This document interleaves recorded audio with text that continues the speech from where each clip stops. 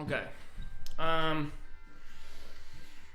don't really have time right now to make like real videos like I like to with the markups and everything like that, and real well produced. But I thought maybe because I want to finish a bunch of music stuff and videos for music and the videos, get that done and out and stuff. But I thought maybe what I could do that wouldn't be as time consuming is I could just do story time. I could do a few like story times where I just have some ideas that I haven't fully worked out or written down or anything like that, but I can just kind of riff and do story times. And this one, I'm gonna call this one Pandora's Box. And basically, yeah, the general idea of this one, I'm gonna start with. It's gonna be about my take on everything program related, like secret space program, MK Ultra, super soldiers, and just remember, this is fiction. Okay, it's art. It's just story time. That's all. But that doesn't mean it's false either. Because objective reality, doesn't have a story. It's just experience, pure experience. Can't be put into language. Language is the matrix. Language is matrix, spellcraft, word control, world control. That's why the best wizards just make up their own words, like Shakespeare. I know that's not a real man, but that character. We have these examples of characters. The best magicians, they make up their own words. That's why Jesus is the word, and the law is written on your heart. It's not, as soon as you try and put it into language, when you try and bring the truth into the matrix, it always is going to become fiction, art. But that doesn't mean it's a lie, right? It just means it's like the best we can do in story time. Because that is part of our lives, even though it's not the objective reality. Our subjective reality is story time. And reality is like the stories we tell ourselves. But there's also an element to it, and this is what makes it objective reality, is the story. Even though reality is the stories we tell ourselves and what we believe, it never turns out quite how we expected, That's the beauty of it. Because if it turned out exactly how we expected, there'd be no point in living it, in doing the story time. Because that would be like watching a movie you've seen 100 times. And you already know, if it happens exactly how you expect it, exactly like the story you tell, so there's always going to be a twist, That's what makes it worth playing. Anyway, okay, so I'm going to start out, So, this isn't necessarily going to be everyone's story, but I think in the objective reality we're agreeing on, in this like technological advanced civilization where we're bordering on some real Mobius strip type of reality we're coming up to now with holograms and AI and whatnot. It's a pretty good story. I mean, it's hard to not recognize some variation of it with the news, the TV we watch, etc. So there's some people that actually say they remember these certain things happen to them. Programs, MK Ultra, whatever you want to call it. I'm a super soldier. I remembered that I'm actually a super soldier. And I don't think that's necessarily untrue. I wouldn't say it's a lie, right? Or like you've been brought to an underground base or something. Again, story time. Remember, it's just story time. But I think if these things, if you want to consider them real, the truth is everyone was subjected to these projects and experimentation. Everyone. And just some generally just extremely strange stuff. And the people who are remembering being involved in these projects are really just the ones that have become aware of it. But it's happened to everyone. I think everyone may have been involved in a lot more strange stuff than we can possibly understand or remember. So, start with that. Now, So I'm going to go back now. I'm going to go back. So this is the dawn of modern civilization. We could say the dawn of time, beginning of story time, very beginning. It's not when we thought it was. We don't know when it was, but we know it happens repeatedly.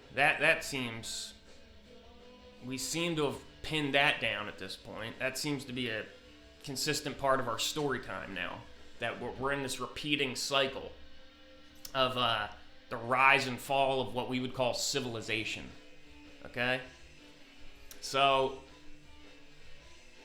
and the story is going to begin with an object, but not a normal object, like a transcendental object at the beginning of time. Or you could say at the beginning of civilization. Transcendental object at the beginning of civilization.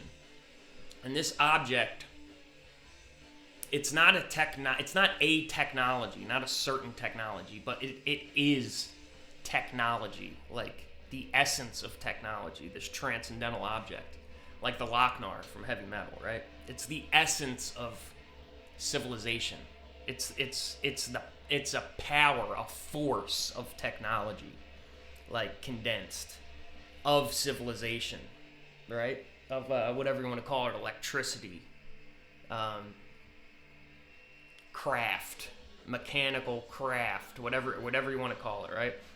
And I think a lot of the things we see in news or movies, etc., are all just metaphors for this. Even in modern times, like, oh, the real reason we went into Iraq was just to get all these relics out of the Baghdad Museum. Like, I personally just see everything we see on the screen as metaphor. That's just how my story time is. That's how I choose to play my story time. Okay?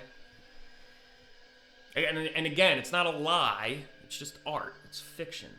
Like if you're into Eastern philosophy, the written Tao, it's not the true Tao.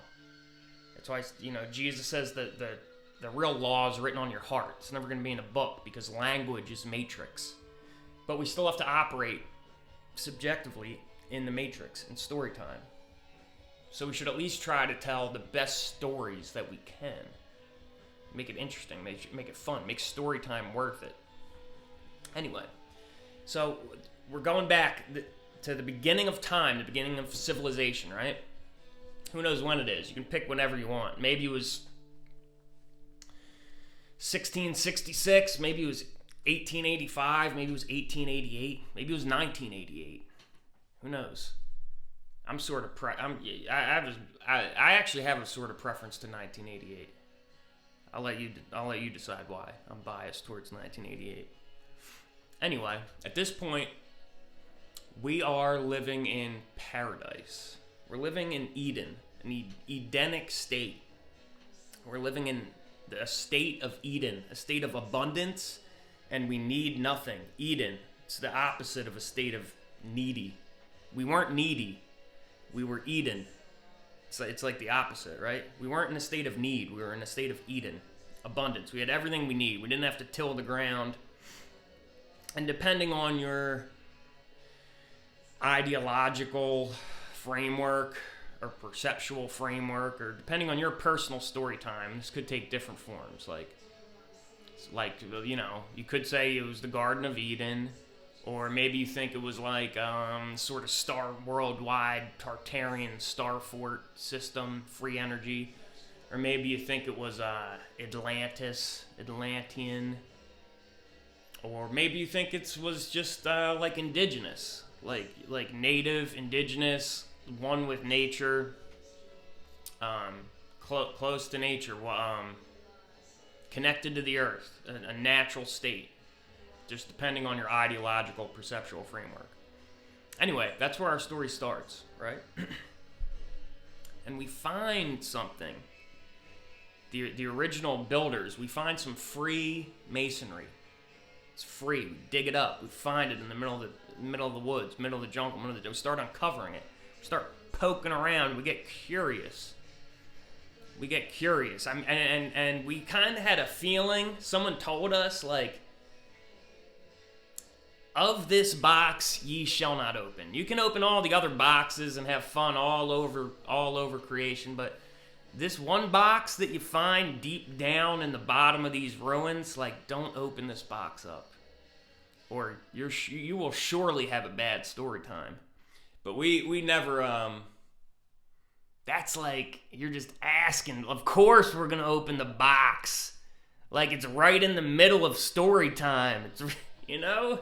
Like, how are you gonna not open the box? Of course we're gonna open the box, right? So this is Pandora's box. We find something deep down the bottom of a pyramid, deep down the bottom of a city hall building, or a library, or a pyramid, or a Mayan ruin, or who knows where. Maybe we just dig it up. Maybe the moonlight, sunlight just shines on it, just perfect. We see something glint in the sand, we dig it up. So these first people, they open this box, right? And like I said, what they find in this box, it's not a technology. It is technology. It is civil. It's the force, the power of civilization. Okay, like condensed into, whether you want to call it an entity, a transcendental object, a force, whatever. We discover this, a group of people, and to us, it looks like technology develops linearly. Like, this leads to this, leads to this. But for these people who have looked in this box, they know immediately, right off the bat, that the whole thing is already in there.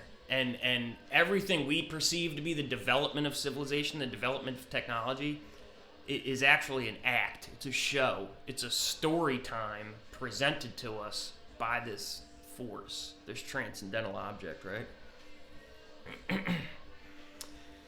And this force can read men's minds, just like looking through clear glass. It knows what they're thinking. But it can't read their hearts, okay? So these original men, number one, they gain great power. They're the rulers of the world immediately. They own the masonry. They own the structures. They own technology. They own civilization, right? But at the same time, they recognize immediately, as soon as they've opened this box, yeah, it's great, they're in control, they're having a good time, but they know deep down in the pit that there's no stopping this thing, and it will, it's like the Borg. It will, claim, eventually it will extinguish organic human consciousness. That's clear to these people in the beginning. And the people that are closest to it actually become completely taken over, like an avatar for this force. They're just like vessels for this force. But then, obviously, we have a ruling structure. You have people under these people. And basically, they all have to go along with the program. It's like that episode of Twilight Zone where there's a little kid that has godlike powers, and he can turn everyone into grotesque mutants or make them disappear or whatever. That's a real good thing you did, Anthony. So in their heads, they're always thinking, wow, that's a real good thing you did, Anthony. But in their hearts, they're thinking, we got to stop this thing. We have to save humanity. We have to save human consciousness somehow. So using these technologies, they're like, holy shit, we've opened Pandora's box, and there's no way we can stop it. This AI, this force, this transcendental object, this entity, whatever you want to call it, it's out of control, and everyone has to go along with it, not to piss it off. But they are afraid that this thing is going to eventually assimilate all humankind, and human consciousness will be extinguished. So they start an intensive series of programs to create a group of people that can survive this AI hive mind apocalypse. And it's driven by pure survival instinct, animal survival instinct, the strongest urge to achieve its goal, this program that they create, by any means necessary, okay? Because this is to prevent extinction. It's to prevent an extinction level event. So anything is justified. Anything. Nothing off the table. So on the surface, you have the space program, right? And maybe all these Cold War programs, military programs, intelligence agency programs. But we'll just stick. I think the best metaphor is the space program, right? So the exoteric on the surface, the real justification, and what it always comes down to, when we're talking dollars and centsies, when we're talking shekels and scrubles, the whole justification of this massive expenditure of the space program ultimately is that in order to survive, humanity has to colonize space, right? So basically a base on the moon or a Martian colony could survive if a meteor struck the Earth. That's always going to be the ultimate justification for this massive expenditure and loss of life and destruction of environments and everything. This survival. When it really comes down to it, that's going to be the ultimate justification for these programs. So if a meteor struck the Earth, and as a matter of fact, maybe a meteor did fall to Earth. I saw Satan fall from heaven like lightning. Ben Franklin. Electricity. Lightning. I saw Satan fall from heaven like lightning. What if the meteor was a part of the moon? Anyway. You hear about these black meteoric stones, right? So anyway, that's the ultimate justification of the space program, to survive an extinction level event. That's the surface story time. So the whole secret space program, is just a euphemism for this, to create a group of people. And now we're getting into, the super soldier, the underground base, the ultra, whatever you want to think of it as. The whole space program is just a euphemism for this.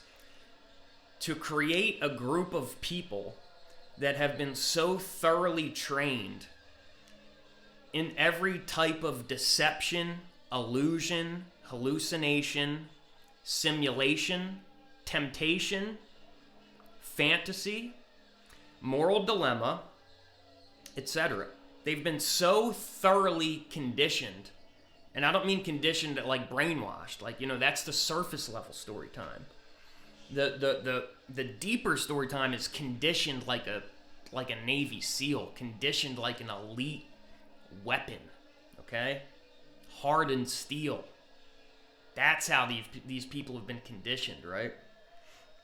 So they've been so thoroughly conditioned that their consciousness could resist or be inoculated to this AI hive mind virus, this AI hive mind apocalypse, extinction level event of human consciousness.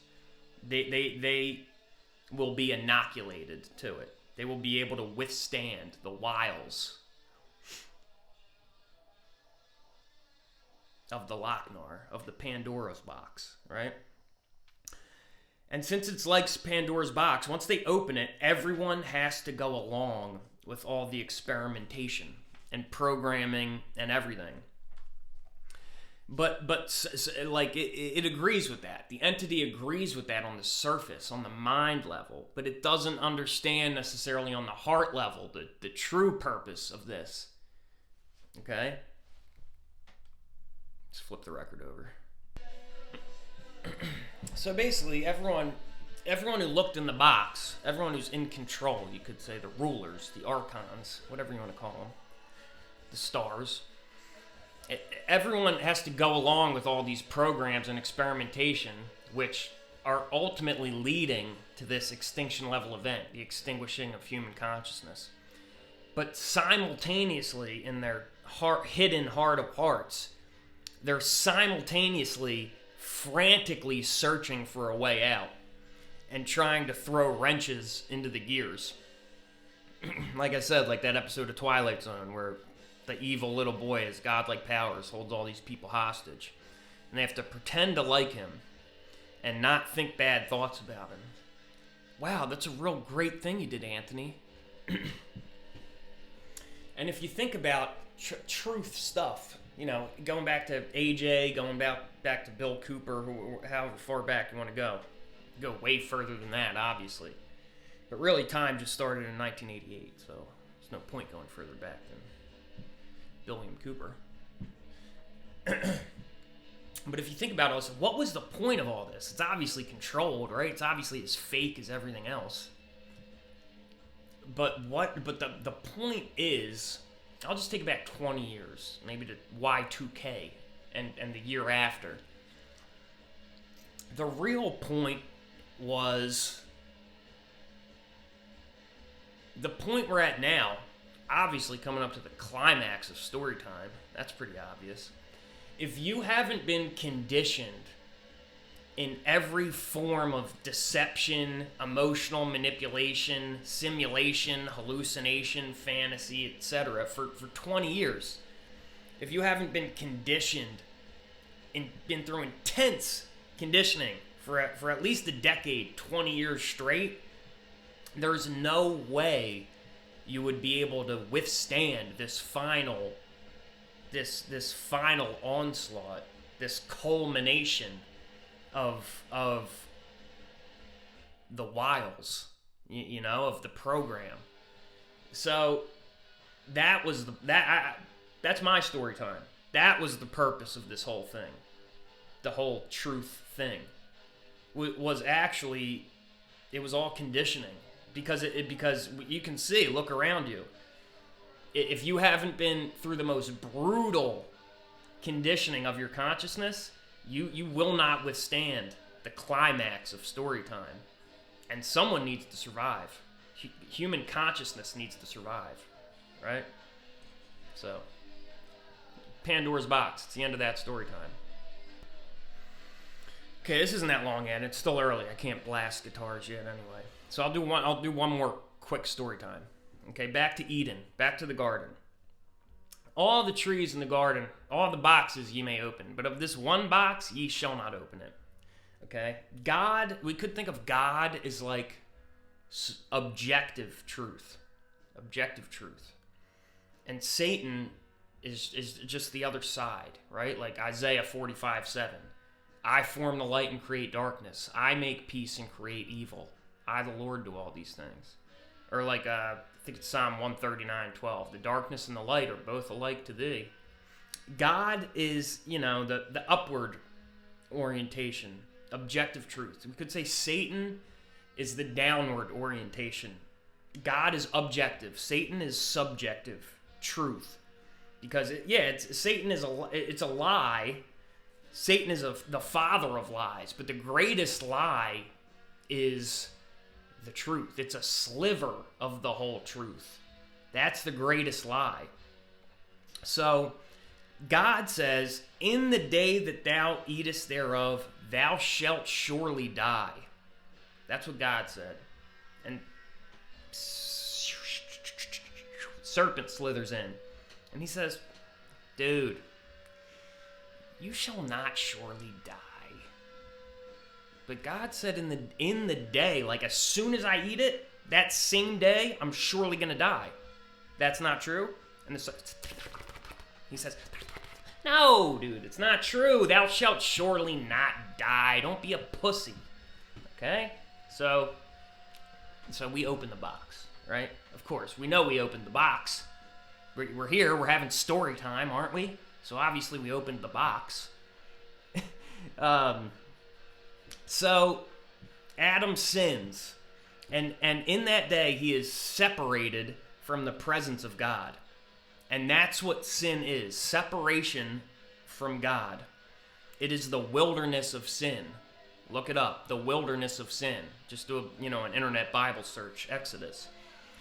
The Israelites are in the presence of God when he parts the Red Sea. In that moment, they know what is real.